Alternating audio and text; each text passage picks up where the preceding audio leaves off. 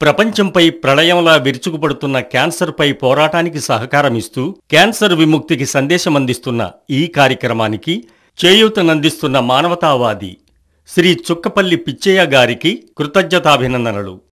భయం వద్దు, క్యాన్సర్ నయమవుతుంది. Cancer is curable.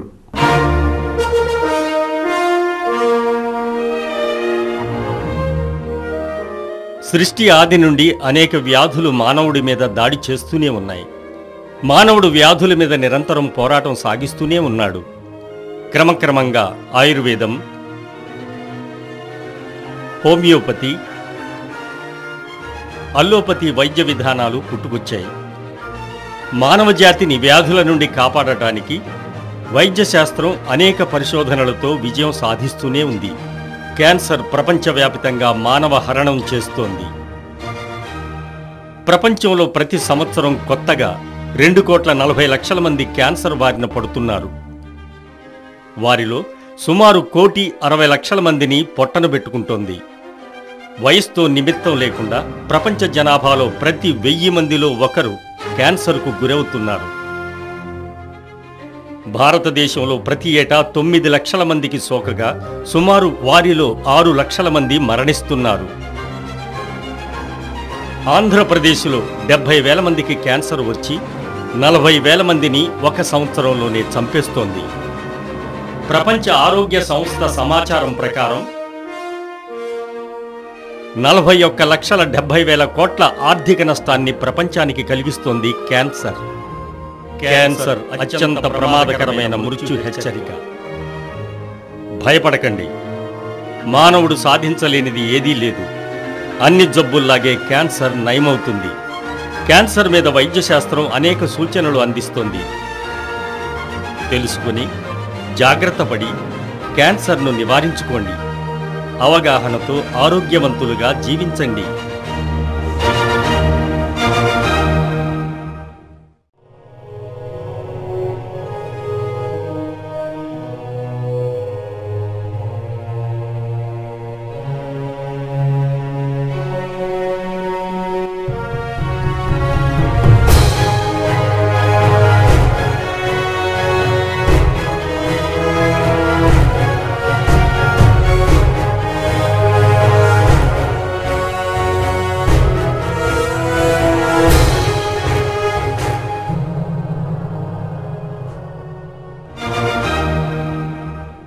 క్యాన్సర్ని మనకు అర్థమయ్యే విధంగా 2 రకాలుగా విభజించుకోవచ్చు. వాటిలో ఒకటి రక్తానికి సంబంధించిన క్యాన్సర్. రక్త కణాలకు సంబంధించిన క్యాన్సర్స్ కాకుండా మిగతా క్యాన్సర్స్ అన్నిటినీ కలిపి సాలిడ్ క్యాన్సర్స్ అని మనకు అర్థమయ్యేటట్టుగా చెప్పుకోవచ్చు. ఈ సాలిడ్ క్యాన్సర్స్లో మనకి ఊపిరితిత్తుల క్యాన్సరు, రొమ్ము క్యాన్సరు, పెద్దపేగు క్యాన్సరు, తర్వాత అండాశయం cancer, liver cancer, pancreas cancer, stomach cancer, ఇలాగ అన్ని క్యాన్సర్స్ని కలిపి సాలిడ్ క్యాన్సర్స్గా మనం చెప్పుకోవచ్చు.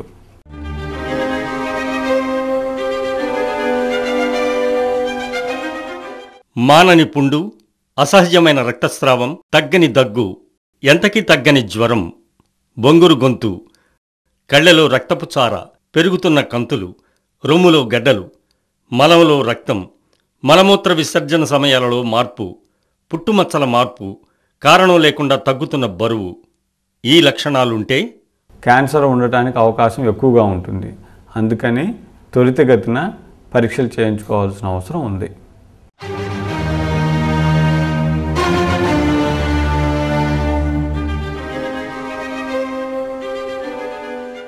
ఈ క్యాన్సర్ రావడానికి గల కారణాలలో ముఖ్యంగా ఏంటంటే పొగాకు. ఈ పొగాకు అనేది మనం ఏ రూపంలో తీసుకున్నా మనకి క్యాన్సర్ రావడానికి అవకాశం ఉంది.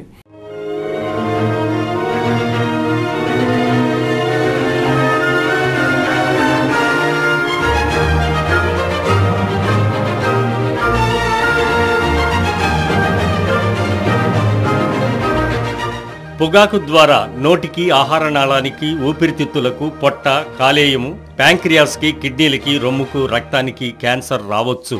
క్యాన్సర్ కాకుంటే అల్సర్, లంగ్స్ చెడిపోవటం, పక్షవాతం, గుండెపోటు, ఏదో ఒక రోగం మాత్రం తప్పదు. గుట్కా, జర్దా, సిగరెట్, బీడీ, చుట్ట ఏ రూపంలో పొగాకు తీసుకున్నా అనారోగ్యం తప్పదు. పొగాకులో ఉన్న 4000 రసాయనాలలో 40 వలన క్యాన్సర్ వస్తుందని వైద్యులు నిర్ధారించారు. పొగాకులో ఫినాయిల్, తారు, సీసం వంటి విష పదార్థాలున్నాయి. ఈ పొగాకు కాకుండా క్యాన్సర్ రావడానికి వేరే కారణాలు ఏమేమి ఉన్నాయంటే ఆల్కహాల్ అంటే సారాయి,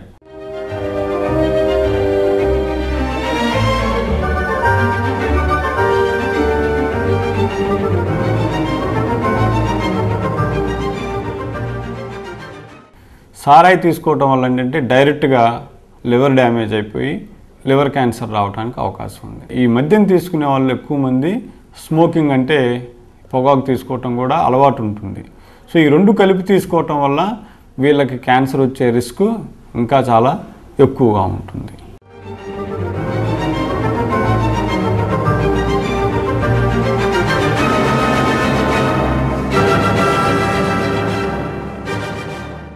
హ్యూమన్ ప్యాపిల్లోమా వైరస్ వలన దాదాపు 70% సర్విక్స్ క్యాన్సర్లు, ఈ హెపటైటిస్ బి సోకిన వాళ్ళకి అంటే లివర్ క్యాన్సర్ రావడానికి అవకాశం ఉంది. వాటికి వ్యాక్సిన్ అందుబాటులో ఉంది.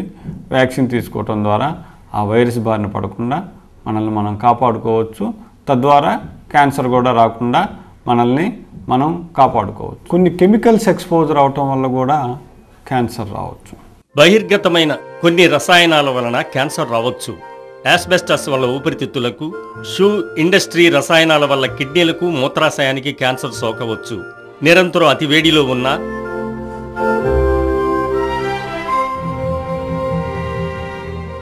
క్వారీలో పనిచేసేవారికి సిమెంట్ వలన, క్రషర్స్, ధూళి వలన, కలుషిత ఆహారం వలన, ఫంగస్తో చేదెక్కిన వేరుశెనగ వలన, సాల్టెడ్ ఫుడ్, బొగ్గు మీద కాల్చిన ఆహారం వలన క్యాన్సర్ వచ్చే అవకాశం ఉంది.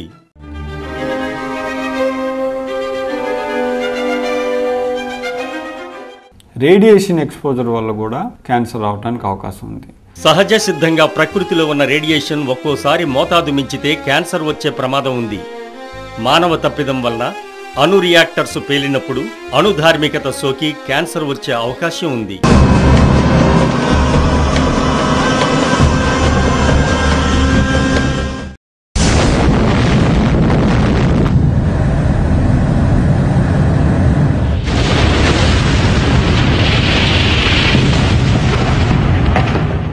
రెండవ ప్రపంచ యుద్ధంలో హిరోషిమా, నాగసాకిలపై అణుబాంబు దాడి జరిగి ఇప్పటికీ ఎంతో మంది క్యాన్సర్ బారిన పడుతూనే ఉన్నారు.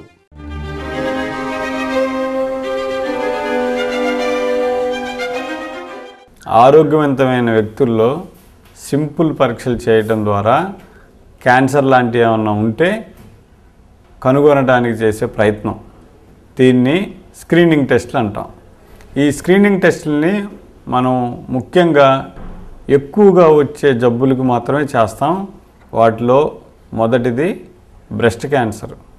మహిళల్లో బ్రెస్ట్ క్యాన్సరు, గర్భాశయ ముఖద్వార క్యాన్సర్ ఎక్కువగా వస్తుంది. బ్రెస్ట్ క్యాన్సర్ని ఎలా కనుక్కోవాలి అంటే 40 సంవత్సరములు దాటిన మహిళ సంవత్సరానికి ఒకసారి డాక్టర్ చేత బ్రెస్ట్ ఎగ్జామినేషన్ చేయించుకోవాల్సి ఉంటుంది. సంవత్సరానికి ఒకసారి మ్యామోగ్రామ్ అంటే రొమ్ము ఎక్స్రే చేయించుకోవాల్సి ఉంటుంది.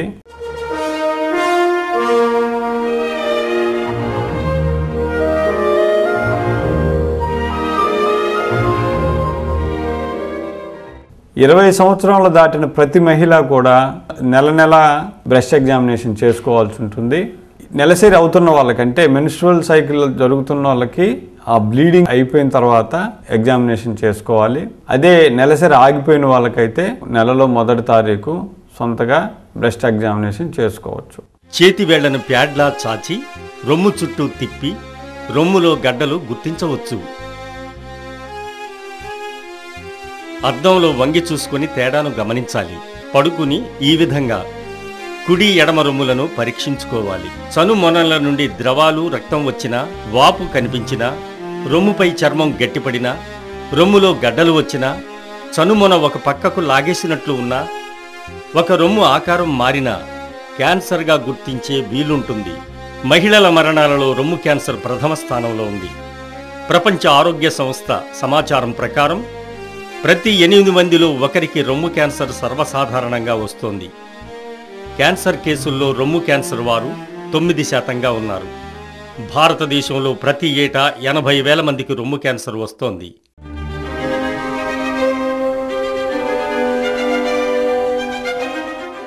రెండవది సర్విక్స్ క్యాన్సర్, గర్భాశయం ముఖద్వార క్యాన్సర్. అంటే మ్యారేజ్ అయిన తర్వాత అప్పటి నుంచి సంవత్సరానికి ఒకసారి ప్యాప్స్మియర్ టెస్ట్ అనేది చేసుకోవాల్సి ఉంటుంది. స్త్రీలలో క్యాన్సర్ మరణాలలో ముఖ్యమైన వాటిలో రెండవది గర్భకోశ ముఖద్వార క్యాన్సర్. దీనిని చాలా మటుకు అరికట్టగలిగే అవకాశం ఉన్నది ప్యాప్స్మియర్ అనే పరీక్ష ద్వారా. ఇది స్క్రీనింగ్ పరీక్ష. ప్యాప్స్మియర్ పరీక్షలో గర్భకోశ ద్వారం నుంచి కణాలు తీసి మైక్రోస్కోప్లో పరీక్ష చేస్తారు. ఈ పరీక్ష ప్రతి 2-3 సంవత్సరాలకి ఒకసారి ఆడవాళ్ళు చేయించుకుంటే చాలా ఉపయోగం. ఈ పరీక్ష ద్వారా క్యాన్సర్గా మారకముందే గుర్తించే అవకాశం ఉన్నది. అది రొటీన్గా అందరూ గైనకాలజిస్టుల దగ్గర 30 ఏళ్ల పైబడిన వారికి చేయటం జరుగుతుంది.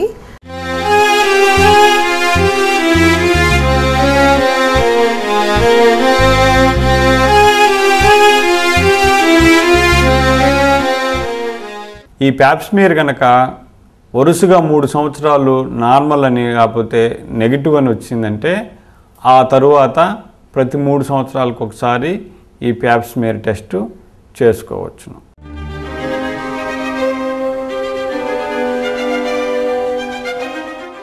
పెద్దపే క్యాన్సర్ని గుర్తించేది ఎలాగంటే 50 సంవత్సరాలు దాటిన వాళ్ళలో సంవత్సరానికి ఒకసారి మోషన్ అంటే మలంలో రక్తం ఏమన్నా లీక్ అవుతుందా లేదా అన్నది స్టూల్లో చిన్న పరీక్ష ద్వారా గుర్తించవచ్చు.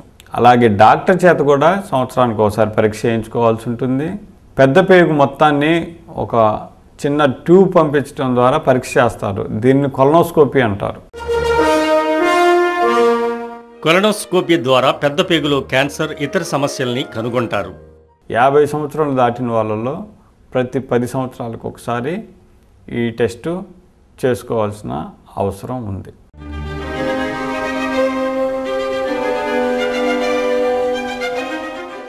ఇదే కాకుండా ప్రోస్టేట్ క్యాన్సర్కి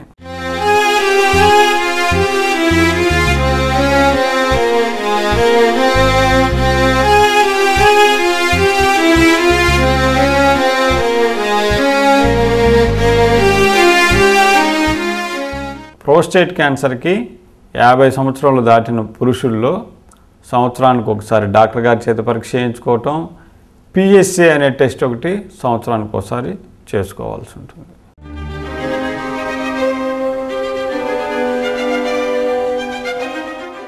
ఇవే కాకుండా ఊపిరితిత్తుల క్యాన్సర్, మనకి ఊపిరితిత్తుల క్యాన్సర్ మోస్ట్ కామన్ క్యాన్సర్. ఎక్కువ మంది పురుషులు ఈ జబ్బు బారిన పడుతూ ఉంటారు.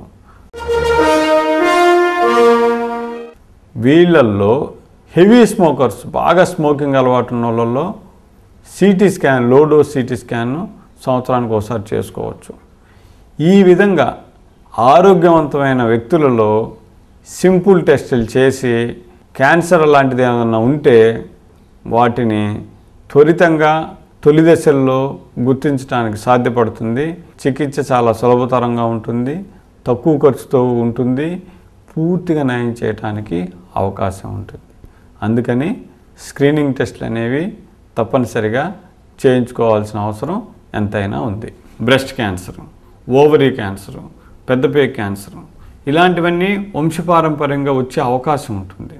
సో వీళ్ళల్లో వీళ్ళ ఫ్యామిలీ మెంబర్స్లో అంతకు ముందుగానే, అంటే ఉదాహరణకి ఒక పెద్దపే క్యాన్సర్ వంశపారంపర్యంగా సంక్రమించే క్యాన్సర్ ఒక వ్యక్తులు 40 సంవత్సరాలలో బయటపడిందంటే ఒక 10 సంవత్సరాల ముందు నుంచే ఈ స్క్రీనింగ్ టెస్ట్లు అనేవి చేసుకోవాల్సి ఉంటుంది.